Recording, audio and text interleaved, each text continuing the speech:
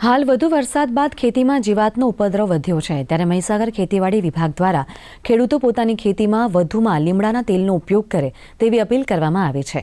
આ અંગે મદદનીશ ખેતીવાડી અધિકારીએ જણાવ્યું કે રાસાયણિક દવાઓની સરખામણીમાં વનસ્પતિજન્ય દવાઓના અનેક પર્યાવરણીય ફાયદાઓ છે। લીમડામાં રહેલ એઝાડિરેક્ટિન તત્વ જીવાત નિયંત્રણમાં અગત્યનો ભાગ ભજવે છે। લીમડાના તેલના ઉપયોગથી શાકભાજી અને ફળોની સંગ્રહ શક્તિ અને દેખાવમાં વધારો થાય છે।